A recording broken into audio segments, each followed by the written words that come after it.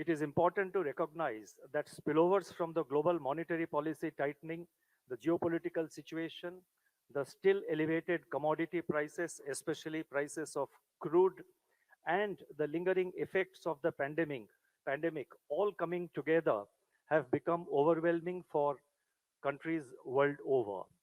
Even reserve currencies such as the Japanese yen, the euro, and the British pound sterling have not been spared. Portfolio funds are selling off assets and fleeing to safe haven. Emerging market economies are particularly affected by capital outflows, currency depreciations, and reserve drawdowns, complicating macroeconomic management in these countries. Second, the impact of these overwhelming spillovers on India has been relatively modest. In fact, the Indian rupee is holding up well relative to both advanced and EME peers. This is because of our underlying this is because our underlying fundamentals are strong, resilient, and intact. The recovery is gradually strengthening. The current account deficit is modest. Inflation is stabilizing. The financial sector is well capitalized and sound. The external debt to GDP ratio is declining.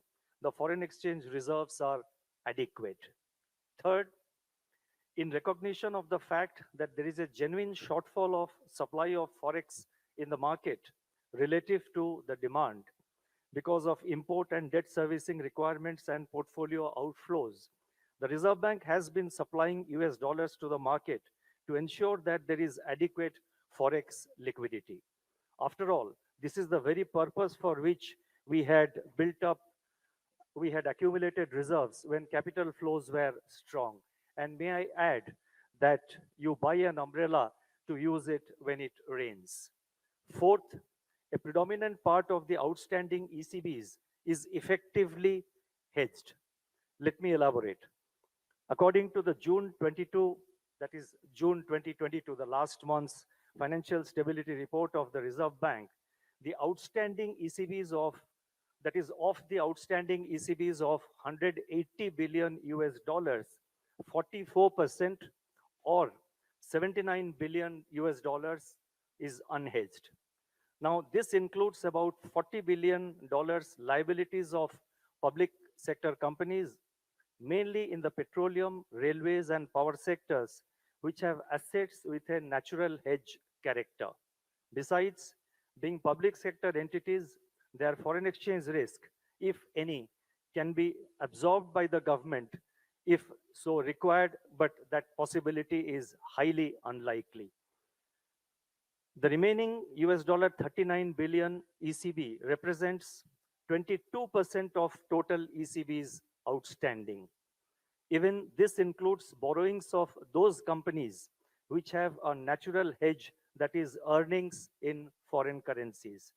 This would leave a small portion of the total outstanding ECB that are truly unhedged. So it is necessary to look, the so-called unhedged forex reserves in its proper context rather than get carried away or get alarmed by what is revealed on the surface.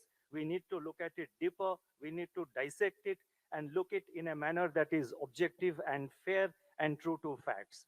So that's why I'm saying that the truly unhedged portion of our so-called unhedged ECB outstandings are far too lower than the $79 billion, about which I think there has been some conversation in the recent days and weeks. Now, corporate entities eventually face a trade-off. If they hedge their foreign exposure completely, the cost of borrowing goes up and the advantage of cheaper borrowing in foreign currencies is lost. On the other hand, to the extent they do not hedge, debt servicing can go up when the exchange rate is under pressure. This has led to the concept of optimal hedge ratio, which calculates the proportion of hedging that minimizes the variance of portfolio. For India, our internal research, that is the internal research of the Reserve Bank research team, estimates the optimal hedging ratio at 63%. In fact, this was one of the bulletin research articles which was published sometime perhaps last year. Now, taking into account natural hedges and the exposure of public sector companies, the optimal hedge ratio condition of India at the moment is comfortably satisfied in the case of the stock of ECBs, in which, ECBs in India's external debt.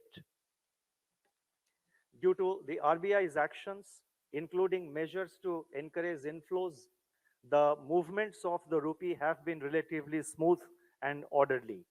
By eschewing sudden and volatile shifts, we have ensured that expectations remain anchored and forex market functions in a stable and liquid manner. We will continue to engage with the forex market and ensure that the rupee finds its level in line with its fundamentals. I would like to reiterate that we have no particular level of the rupee in mind, but we would like to ensure its orderly evolution, and we have zero tolerance for volatile and bumpy movements.